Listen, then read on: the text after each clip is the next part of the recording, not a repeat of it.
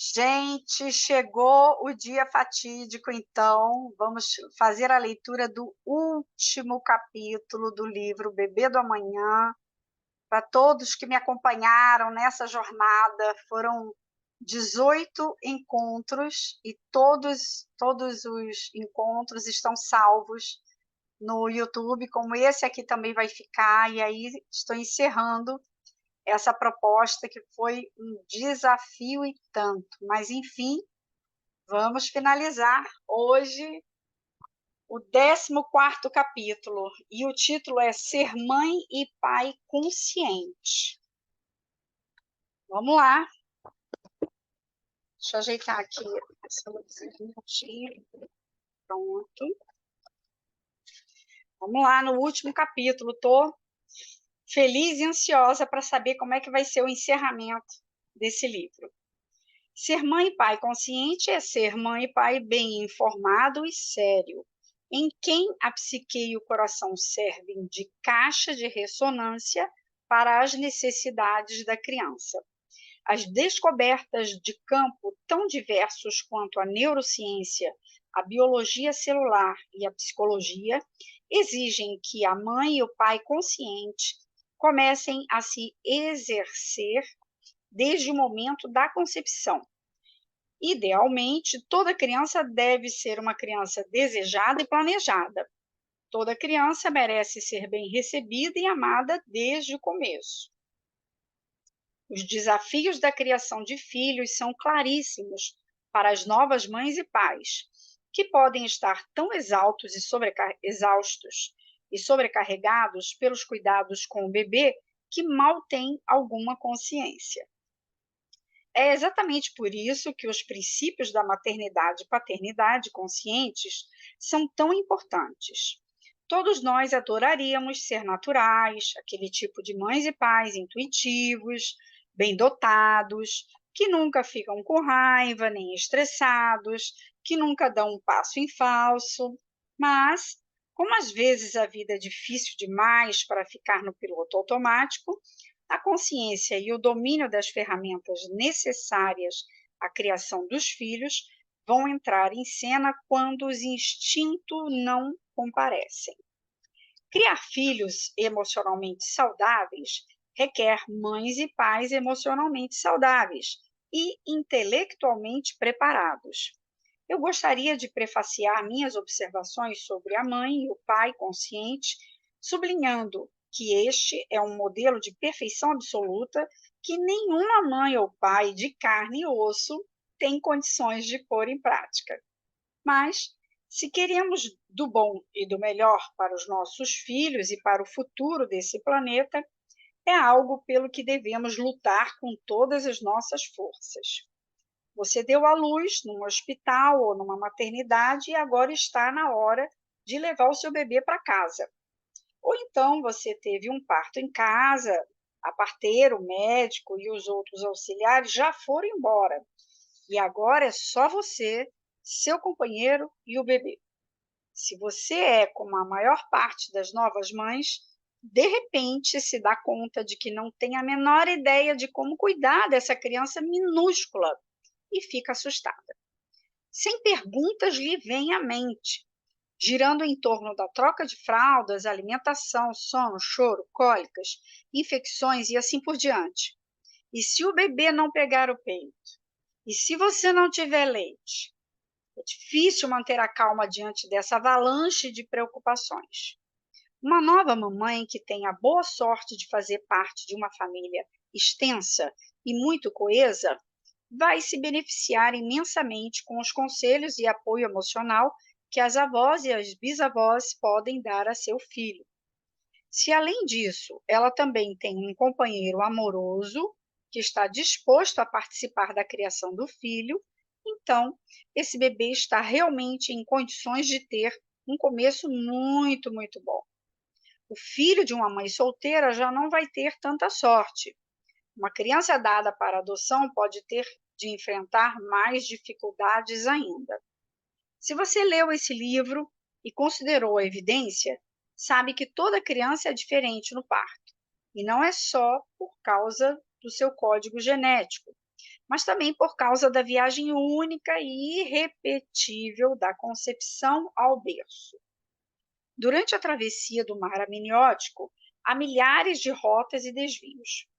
Toda a experiência na estrada da vida pré-natal altera as moléculas da emoção, os sistemas nervoso autônomo e central e a arquitetura do cérebro. À medida que nos formamos, surgindo de uma única célula e transformando-nos num indivíduo que tem um corpo e um cérebro, nossa experiência cria sensibilidades, expectativas, estados emocionais, forças, vulnerabilidades e predisposições ao otimismo ou ao pessimismo, à confiança ou à desconfiança, ao amor ou ao ódio. Os 3 anos seguintes ao parto vão determinar, em grande medida, o quanto e em que direção o potencial e a personalidade nascente da criança vão se desenvolver. Nesse sentido, o recém-nascido está totalmente à mercê da mãe e do pai.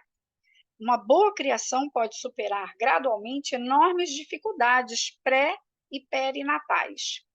Mães e pais abusivos podem obscurecer rápida e permanentemente a mais brilhante e amorosa inteligência. São as interações e atos invisíveis e muitas vezes inconscientes dos pais que moldam e formam a personalidade da criança. O que ela vê e ouve, como é tocada e como falam com ela, a expressão no rosto do pai quando ele está trocando sua fralda, a expressão do olhar da mãe quando lhe dá de mamar, são as coisas que contam. Embora satisfazer as necessidades físicas de uma criança seja essencial, é óbvio que satisfazer suas necessidades intelectuais, morais e espirituais é igualmente crucial, embora muito negligenciado pela literatura que trata da criação dos filhos. Subtítulo: Regra número 1: Enfrente seus demônios. No passado, quando falei sobre o tópico da maternidade, descobri que algumas mães e pais mostravam resistência. A maternidade não é natural? Perguntaram-me alguns. Toda mãe sabe instintivamente o que fazer? Disseram-me outros. Mas as crenças de que todas as mães amam automaticamente os seus filhos, ou que todo pai consegue esquecer as mágoas do passado para criar a prole, são ingênuas. Sem exceção, somos todos descendentes de gerações e gerações de mães e pais neuróticos. Não se trata de uma crítica, e sim de um fato. As cicatrizes da nossa psique tendem a interferir em nossa capacidade natural de amar e respeitar tanto a nós mesmos quanto aos outros.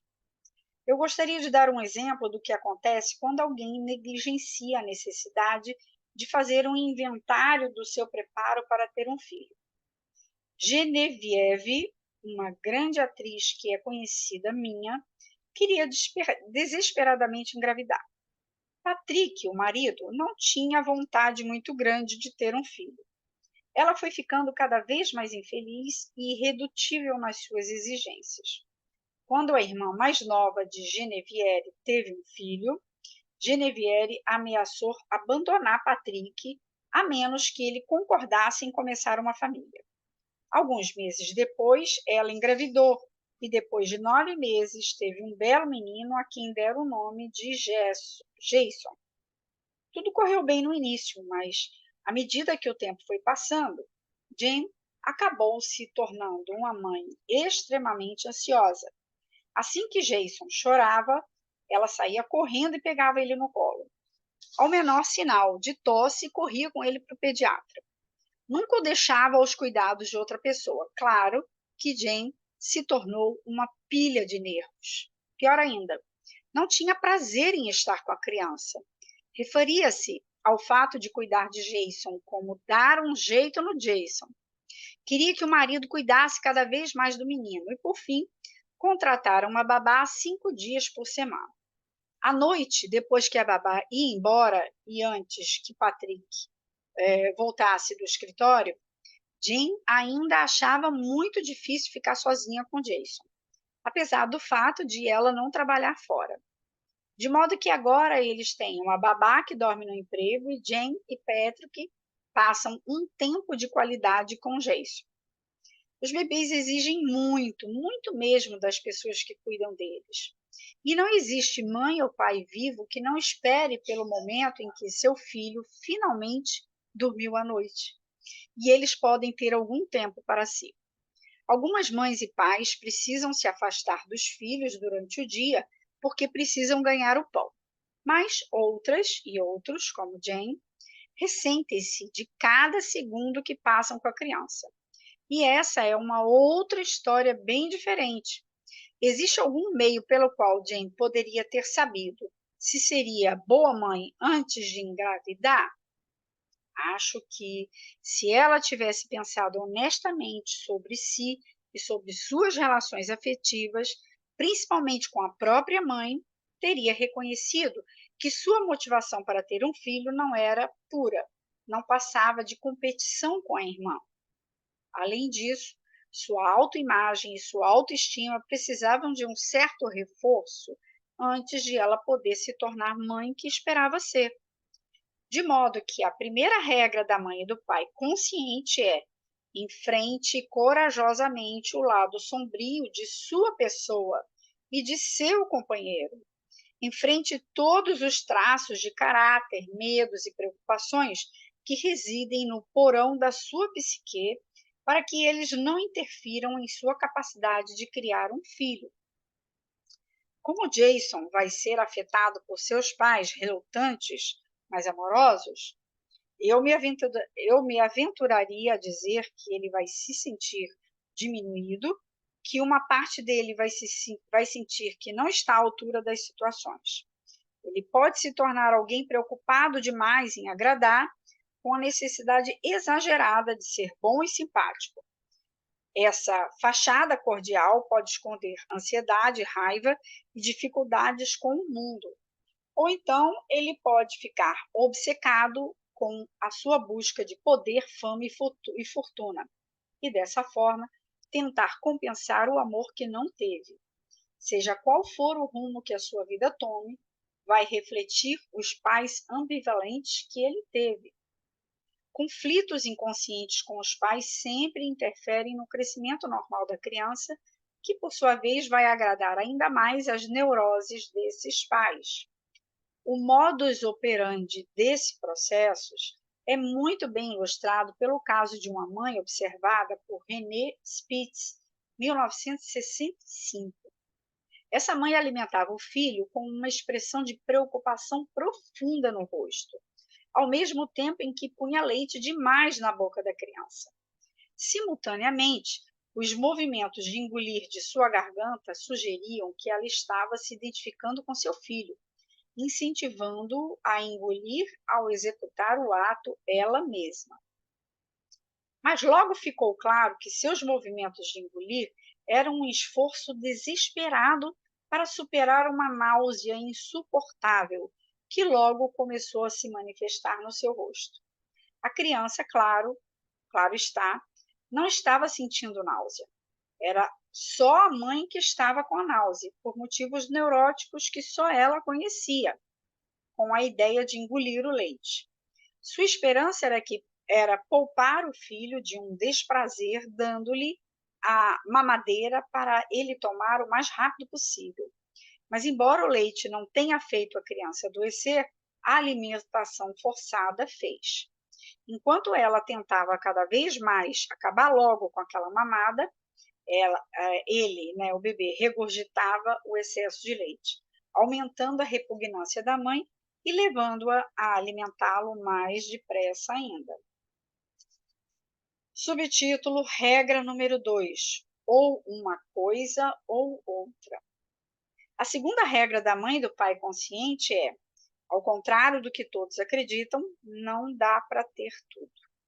Não é possível manter um emprego de período integral, criar os filhos, malhar regularmente numa academia, receber os amigos, ser um acrobata sexual para seu cônjuge e não ficar exausto e irritado. Antes de você se dar conta, estará tomando toneladas de Prozac e ficando doente toda hora. É preciso fazer escolhas. O nascimento de um bebê vai mudar sua vida para sempre. É bobagem esperar levar a mesma vida de antes de ter um filho. Subtítulo: Regra número 3. Seus filhos sabem o que você está sentindo. Estudos com crianças de até 3 anos de idade durante o bombardeio de Londres pelos alemães demonstraram que elas só ficaram ansiosas depois que as mães começaram a ficar ansiosas. Daí se conclui que a terceira regra da mãe e do pai consciente é: seus filhos sabem o que você está sentindo. Diz o senso comum que os bebês e suas mães e pais são todos agentes ativos de um sistema recíproco de interação. Quando as crianças nascem, já têm gostos e predileções definidos. Algumas são mais extrovertidas, outras são tímidas. Algumas sorriem e vocalizam mais, enquanto outras são mais retraídas. Algumas gostam de ser abraçadas e acariciadas, outras não, e assim por diante. Da mesma forma, os próprios pais preferem muitas vezes certas características físicas, comportamentos e temperamentos.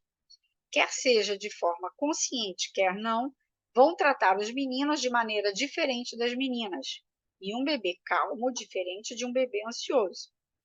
Quando a mãe ou o pai é ansioso, vai ter menos condições de reconhecer as necessidades emocionais ou médicas do bebê. Os cientistas descobriram que a receptividade incoerente e inadequada dos pais pode comprometer permanentemente a saúde mental de um bebê.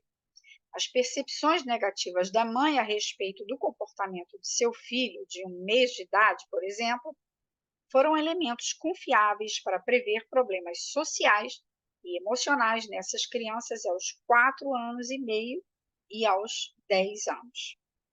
Avanços recentes na neurociência sublinham a importância da receptividade contingente. Comportamento da mãe e do pai direta e imediatamente relacionado com os sinais emitidos pelo bebê. Envolve a capacidade da pessoa responsável por uma criança observar as pistas dadas pelo bebê, interpretá-las acuradamente e responder a elas de forma apropriada.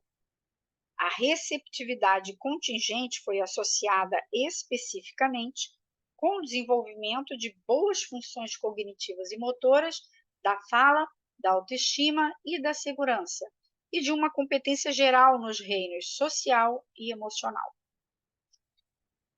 Subtítulo: Regra número 4. Não estereotipe o seu filho. O encaixe entre bebês e pais depende muitas vezes não tanto das características da criança, como dos preconceitos ou atitudes dos seus pais. Para estudar o processo sutil da estereotipia que acontece na maior parte das famílias, foi pedido a um grupo de mães e pais que preenchesse um questionário na qual classificariam seus bebês escolhendo adjetivos como firme, suave, grande, pequeno, relaxado, nervoso e assim por diante. Os pesquisadores também obtiveram do hospital os dados médicos a respeito da cor das crianças, de seu tônus muscular, irritabilidade dos reflexos, peso, altura, etc. Os dados do hospital não mostraram diferenças significativas entre 15 menininhos e 15 menininhas, mas, como as respostas dos pais, as coisas foram diferentes. Eles viam as filhas como mais suaves, mais bonitas, menores e menos atentas. Pais e mães concordaram nesse ponto, mas as mães achavam que os filhos homens despertavam mais a vontade de abraçá-los do que as meninas, enquanto os pais sentiam o mesmo pelas filhas mulheres. Uma descoberta que levou os pesquisadores a duvidarem do complexo de Édipo. A tipologia sexual começa no parto e é amplificada com o tempo. As 11 mães de um estudo foram observadas enquanto brincavam com um menino de 6 meses no quarto das crianças. 5 delas viram o bebê vestido com calças azuis e disseram disseram a elas que seu nome era Adam. As outras 6 viram o mesmo bebê apresentado como Beth num vestido cor-de-rosa. As mães foram observadas através de um espelho falso enquanto brincavam com o bebê. 3 brinquedos, um peixe, uma boneca e um trenzinho, foram colocados numa mesa quando estava na frente do bebê e das mães. As mulheres que pensaram que era um menino deram-lhe o trenzinho mais frequentemente. Não houve diferença na manipulação do peixe, um brinquedo neutro em matéria de gênero sexual. As mães também sorriram, mas para a menina. 2 mães disseram que poderiam dizer que Beth era menina porque ela era mais doce e chorava mais de mansinho. Uma disse que poderia ser Adam, uma disse que poderia dizer que Adam era menino porque tinha cara de menino.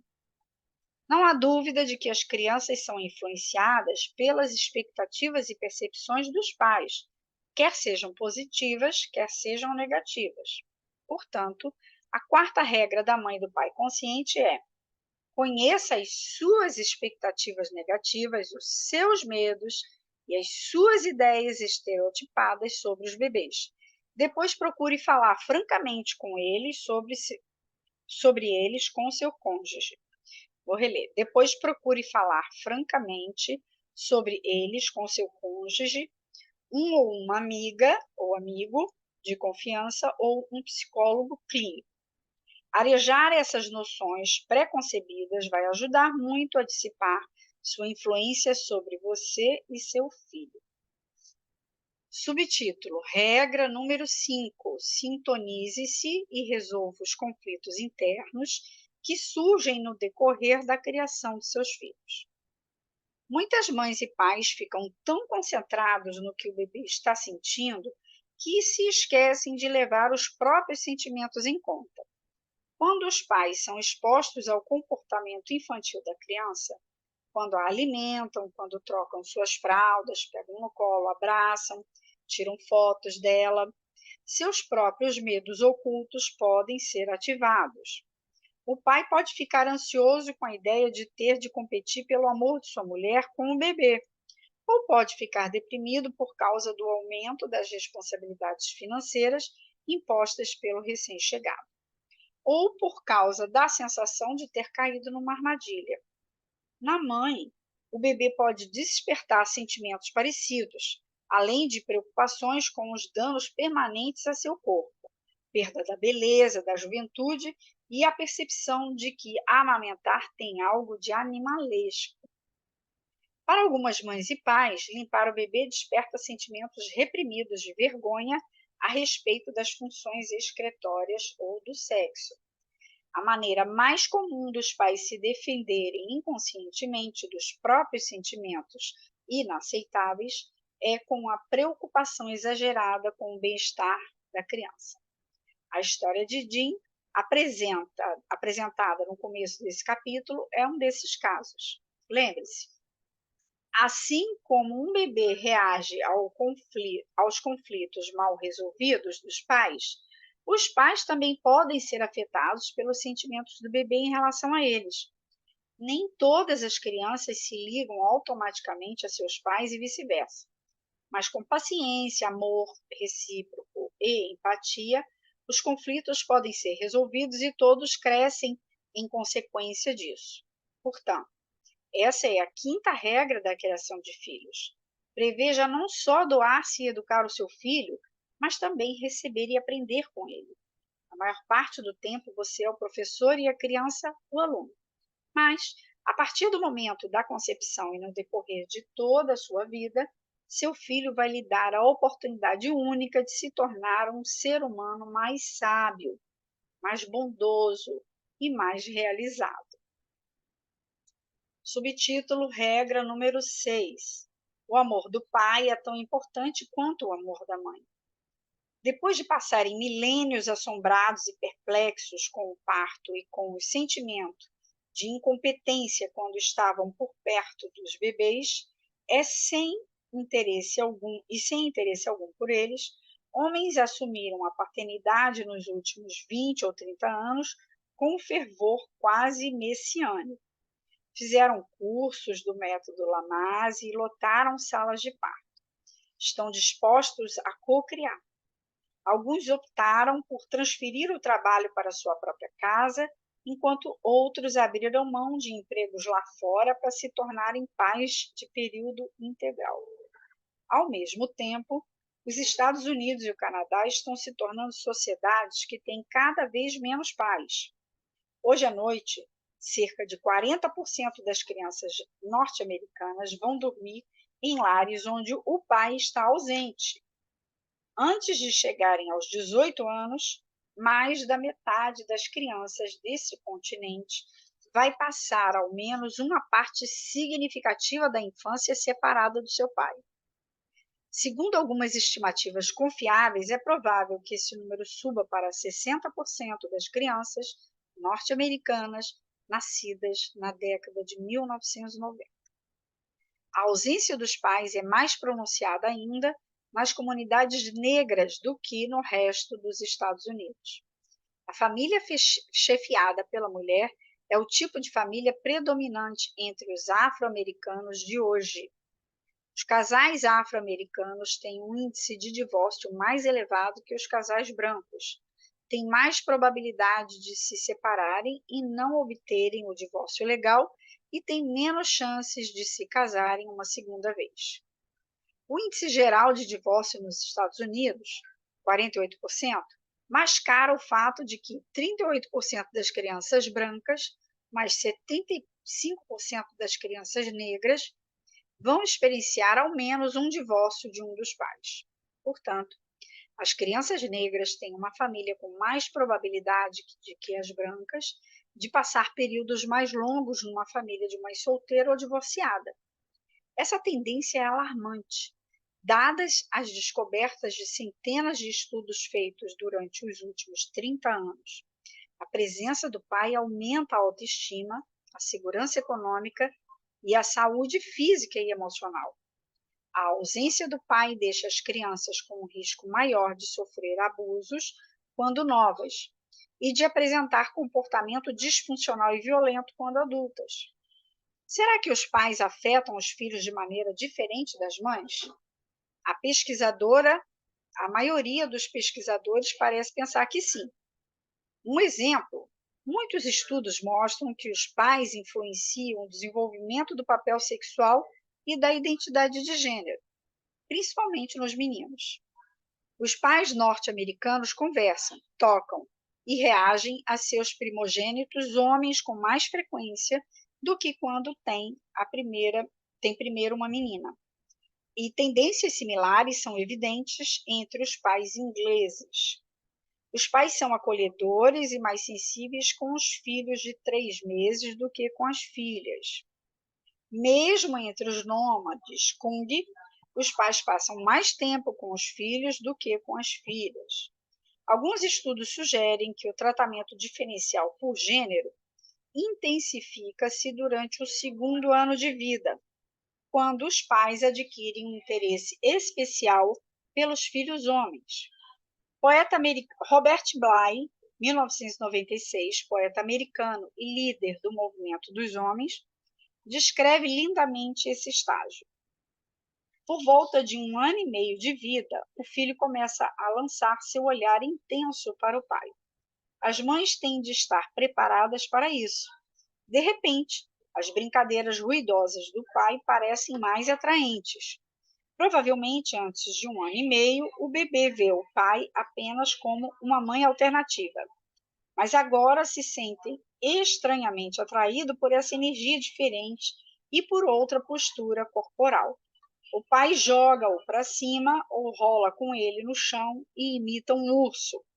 O filho sabe que as vibrações das moléculas aqui são diferentes e às vezes o menino também fica de barato com essa nova vibração. Tem início agora um caso de amor com o pai. Ele vai ser um dos acontecimentos mais cruciais de toda a sua vida. Mas ele não vai falar a respeito disso porque ele acontece geralmente antes da aquisição da fala. É uma relação não competitiva, estática, com um pai idealizado. O amor de mãe, por mais puro e generoso que seja, não tem condições de compensar a falta do amor do pai. Claro que a recíproca também é verdadeira. É com nossos pais e mães que descobrimos inicialmente a masculinidade e a feminilidade, os papéis, as expectativas e as relações afetivas. Num lar sem pai, como as crianças vão descobrir o que é um homem e a masculinidade, ou as suas relações com o homem? Para os meninos, a manifestação social mais aguda da ausência do pai é a violência juvenil. Para as meninas, é a maternidade juvenil fora do casamento, o que nos faz voltar à sexta e última regra da mãe e do pai consciente. Criar filhos não é uma empreitada solo. As crianças precisam ser educadas por uma mãe e um pai que trabalham juntos, compensando as diferenças um do outro. Subtítulo: O efeito corrosivo da crítica. Como psiquiatra, ouvi durante mais de 30 anos, à medida que meus pacientes se lembravam, muitas vezes com lágrimas nos olhos, as críticas e o desprezo dos pais, e posso lhe dizer, como a mais absoluta certeza, que aquela musicazinha capciosa do pátio do recreio das escolas não diz a verdade. Entre aspas, varas e pedras podem quebrar meus ossos, mas as palavras nunca vão me machucar. Eu não conheço essa música, mas deve ser alguma coisa lá americana, né? Eis aqui a minha lista das 10 coisas principais que você deve evitar dizer ou fazer. Alimentar crenças obsoletas. Número 1. Quando a criança chora ou se manifesta de alguma outra forma, tudo quanto ela quer é atenção, de modo que é melhor ignorá-la. Se você, isso é uma crença, né? Está dizendo para não alimentar esse tipo de crença. Se você mostrar afeição ou interesse demais, ou responder depressa demais a seu filho, vai estragá-lo. Isso é outra crença. Para dar a seus filhos bens materiais, aulas de piano, campos de futebol ou uma educação de elite, você vai ter que adiar as férias e outras fontes de prazer pessoal. É uma crença limitante também. Mesmo que você e seu cônjuge briguem constantemente, durmam em quartos separados e não transem há anos, é melhor continuarem juntos pelo bem das crianças. Crença, né? Número 2. Só prestar atenção a seus filhos quando eles chorem ou façam alguma coisa errada, como roubar ou pôr fogo em alguma coisa. Jesus. Número 3. Obrigar seus filhos a praticarem um esporte, mesmo que eles detestem. Caso se recusem, xingá-los com uma palavra bem pouco lisonjeia, de preferência na frente dos amigos dele. Que horror! 4. Tratar seu filho como se sua vida dependesse do êxito dele. Este problema se manifesta particularmente quando as mães e os pais interromperam sua carreira artística com o casamento. Eles obrigarão a criança a estudar música ou dança e depois a obrigarão a se apresentar para os amigos. 5. Enfiar goela abaixo uma piadinha inocente, relativa a algum atributo físico ou problema que seu filho possa ter, como miopia, excesso de peso ou cabelos ruivos. 6. Quando seu filho chora, você lhe diz que homens não choram e que é melhor ele entender isso por bem, senão você o fará entender isso por mal. 7. Comparar seu filho desfavoravelmente com seu irmão, um dos filhos do vizinho ou com você mesmo na idade dele. Terrível isso. 8. Subverter a definição de uma característica que você não tem ou que inveja secretamente, acabando por desqualificá-la ou transformá-la no seu oposto. Por exemplo, dizer que um menino violento e inquisitivo, que ele é cheio de energia nervosa, ou a alguém mais inteligente que você. Quando é que você vai parar de fazer perguntas estúpidas? Ou a uma filha que gosta de animais. Eu me pergunto, onde foi que ela arranjou aquilo? Comigo é que não foi, com certeza. Ou um filho que gosta de cozinhar. Olha só a doninha de casa. Tá pegando pesado aqui, hein, gente, vocês estão vendo, né. 9, uma criança que passa tempo demais lendo, desenhando ou fazendo os deveres de casa vai se tornar uma espécie de nerd. Mantenha-a ocupada com tarefas como atender o telefone, dar comida para o gato, tirar a neve da frente da casa, lavar o carro, arrumar o quarto, cortar a grama, levar o lixo para fora, ajudar com as compras. Essas tarefas vão ensinar a ele o tipo de coisas práticas que são realmente necessárias para se dar bem na vida. 10. Os pais gostam particularmente de recitar as seguintes frases machistas: quando eu mandar você pular, só pergunta em que altura. Eu não lhe devo nada. Fique esperto, cara, não gosto da sua atitude, é melhor mudá-la. Este não é o seu quarto, é o meu quarto. Sou eu que pago o aluguel dessa casa. Tudo bem, se não está gostando, caia fora. Não tem de esperar até terminar a faculdade. Vá embora agora. Faça as coisas certas da primeira vez. Olha, esse foi um subtítulo falando tudo que a gente nunca deveria falar como pai e mãe aos nossos filhos. Alerta, né? Subtítulo: A verdade sobre bater nos filhos. Em A Megera Domada, Shakespeare tem grande prazer em mostrar que nada dá mais certo com uma mulher de personalidade forte do que uma boa surra dada pelo marido. Esse comportamento não é o mais aceitável, ao menos enquanto política pública no Ocidente. Você pode estar com muita raiva de sua mulher, mas por mais provocador que seja o seu comportamento, você não tem permissão de ameaçar ou usar de força física contra ela. As crianças merecem a mesma proteção. Há mais de 50 anos, o célebre antropólogo Ashley Montagu declarou: espancar o bebê pode ser a semente psicológica da guerra. Com base no estudo de 8 sociedades pacíficas que não conheciam a escrita, ele concluiu o que todas elas tinham em comum: era práticas de não violência de criação dos filhos, isso é, não batiam nas crianças. Murray Strauss, 1996, sociólogo da Universidade de Nova Hampshire, realizou uma pesquisa extensa sobre os efeitos do espancamento nos indivíduos e nas sociedades. Strauss estudou o grau em que os pais e os professores de 10 países europeus aprovavam um castigo corporal. Descobriram que, quanto maior o grau de aprovação do castigo corporal, tanto maior o índice geral de homicídios e também de infanticídio. Segundo Strauss, 1990, um em cada 4 mães e pais norte-americanos vão bater num bebê e praticamente todos espancam os filhos de 4 anos.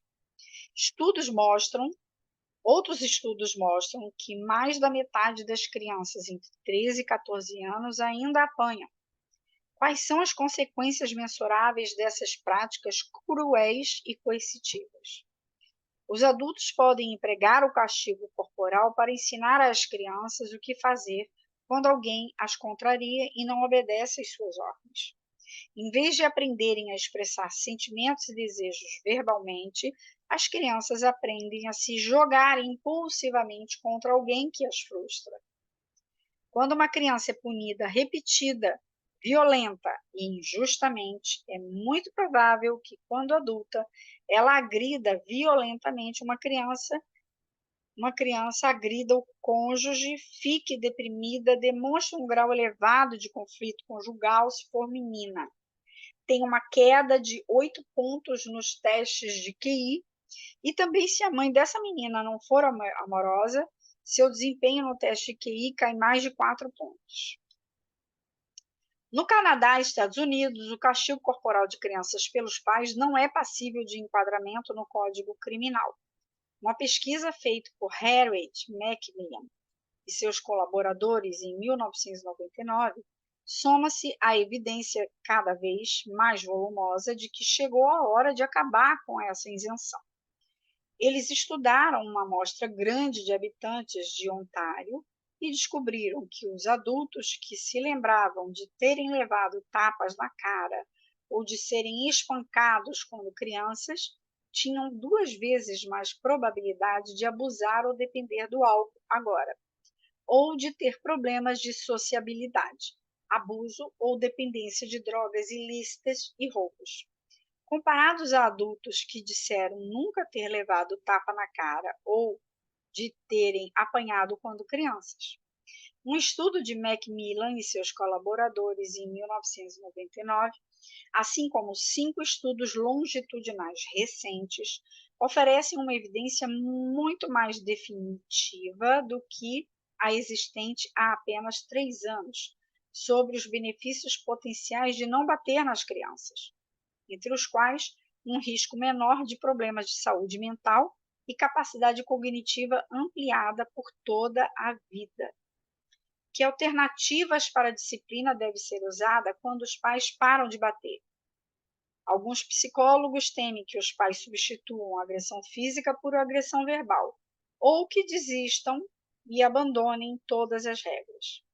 Embora alguns pais tomem de fato esse caminho, parar de bater em geral vai ter o efeito oposto, na minha opinião.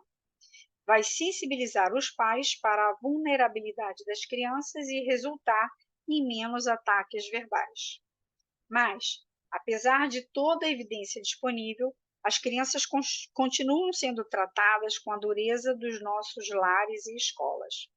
Há muitas razões para isso. Em primeiro lugar, a maioria das crianças que foram espancadas, assim como a maioria dos fumantes, não sofrem danos visíveis, quando adultas podem dizer, e muitas dizem realmente: apanhei muito, mas olha, não há nada de errado aqui comigo. As consequências problemáticas demoram a aparecer e, quando aparecem, sob a forma de conflitos conjugais e violência doméstica, ninguém faz a ligação entre esses fatores. Foram precisos centenas de anos para estabelecer uma relação entre fumar e uma incidência maior de doenças cardíacas e pulmonares entre os fumantes. Espero que leve menos tempo para estabelecermos uma ligação entre o castigo corporal e o comportamento autodestrutivo e violento. Outra razão pela qual tanta gente ignora o aspecto corrosivo do espancamento é a idealização dos pais na vida adulta. A maioria das pessoas tem dificuldade em admitir que seus pais fizeram algumas coisas hediondas com elas no passado. Da mesma forma, um monte de mães e pais prefere esquecer os momentos em que perderam a paciência e trataram os filhos com dureza. Para piorar as coisas, aspectos profundamente arraigados da cultura norte-americana também apoiam o uso da violência para aquilo que é considerado um fim desejável em termos sociais. O gosto pelos esportes de contato, por gangster, por programas de TV violentos, Jerry Springer me vem à mente, e pelos super-heróis de filmes de ação, e a ênfase na competição e na vitória são, infelizmente, a agulha e a linha que costuram o tecido social norte-americano. Mães e pais conscientes conversam com os filhos em vez de usar a força. Se não der certo, como acontece de quando em quando, eles punem a criança retirando um privilégio como assistir um programa favorito na TV ou mandando-o refrescar as ideias em algum lugar. Lembre-se de que o seu papel de mãe ou pai exige que você defina os parâmetros daquilo que é desejável e daquilo que é permitido em sua casa. Seu filho nem sempre vai concordar com suas decisões, mas criá-lo não é um concurso de popularidade. Trata-se de fazer a coisa certa para ele. Quando você precisar realmente apelar para um castigo, tenha em mente essas 3 regras simples. 1. O castigo sempre tem de ser correspondente ao crime, entre aspas. Não exagere e não suspenda a sobremesa por uma semana por causa de um mau comportamento de pouca importância. 2. Sempre vá até o fim. Nunca faça ameaças vazias, nem esqueça do castigo, nem o diminua por causa da pressão do seu filho ou do cônjuge. 3. Apresentem-se como uma frente única. Não contrarie as diretrizes de seu cônjuge. Se discordar, converse com seu marido ou sua mulher em particular. Vamos ser absolutamente claros. As crianças nunca devem ser submetidas à violência física, nem devem testemunhá-la. Isso se aplica igualmente tanto a ver o tio Zé bêbado no chalé, quanto a assistir violência gratuita na TV. Claro, não é preciso dizer que as crianças nunca devem ser expostas à atividade sexual, nem ser explorada pelos adultos com propósitos sexuais. Resumo do capítulo. Dar ao bebê o que ele precisa em meio aos estresses da vida moderna requer consciência de certas questões. Criar os filhos de maneira afetiva, atenciosa e racional é a chave. Para conseguir ser a mãe ou o pai consciente, ambos os pais devem fazer um inventário honesto de seus demônios pessoais, de sua relação conjugal e da criação com eles mesmos, da criação que eles mesmos tiveram. Empoderados com esse conhecimento, devem então se preparar para os desafios da gravidez, do trabalho de parto, do nascimento e da criação dos filhos. Mães e pais conscientes vão satisfazer as necessidades de seus filhos, apesar de seus próprios traumas passados e das dificuldades da vida cotidiana. Vão fazer isso porque reservaram tempo e fizeram o esforço necessário para compreender seus sentimentos e motivações e porque, ao contrário de seus pais antes deles, aprenderam de fato as lições relativas à criação de filhos saudáveis e felizes. Em última instância, nossa única esperança de um mundo melhor está em ampliar e aprofundar a capacidade inata de nossos filhos de cuidar, educar e nutrir sentimentos pelos outros. Pontos chaves para mães e pais antes da concepção. Obtém informações sobre as quais toxinas físicas e químicas evitar antes da concepção e durante a gravidez. Avalie honestamente sua disposição para os desafios da gravidez e da criação de um filho. Se algum problema médico, psicológico ou financeiro vier à tona, você deve procurar a ajuda de um profissional. Na concepção, idealmente, toda criança deve ser um filho desejado. Todos os filhos devem ser criados como uma expressão de amor que os pais sentem um pelo outro. Na gravidez, as mães e pais devem se tornar o mais conscientes possível a respeito do seu nascimento, da sua infância e relação com seus pais. Os pais devem explorar sua relação um com o outro, discutindo honestamente suas esperanças e seus temores. Os pais devem aprender a valorizar a humanidade fundamental da criança por nascer e comunicar-lhe seu amor. Os pais devem se esforçar para estabelecer um vínculo com seu filho por nascer antes e depois do parto, conversando, cantando, dançando, fazendo visualizações e brincando. A mãe grávida deve fazer de tudo ao seu alcance para reduzir o estresse durante a gravidez. Se houver ameaça de violência ou violência propriamente dita, ela deve se afastar. A mãe deve participar de cursos pré-natais, se possível, com o companheiro. A mãe grávida deve se abster de álcool, tabaco e todas as drogas recreativas. No trabalho de parto e nascimento da criança, se houver alguma possibilidade, o companheiro da mãe deve estar presente. Se ela estiver dando à luz num hospital, é aconselhável que seja acompanhada por alguém que lhe dê apoio profissional, como uma parteira ou uma doula. A menos que haja problemas médicos, o nascimento não deve ter intervenções médicas. Isso significa a ausência de tudo quanto for desnecessário, como monitores cardíacos fetais, anestesias, ou analgésicos, ou episiotomia, fórceps, indução ou cesariana, a menos que seja absolutamente indispensáveis. Só amigos e parentes que os pais conhecem e nos quais confiam devem estar presentes durante o trabalho de parto e o nascimento. Só profissionais que gostam e respeitam os bebês devem ajudá-los a nascer. Depois do parto, diga só coisas elogiosas sobre o seu recém-nascido. Lembre-se de que seu filho está ouvindo. Insista em pegar seu bebê no colo, logo em seguida de ficar no mesmo quarto que ele.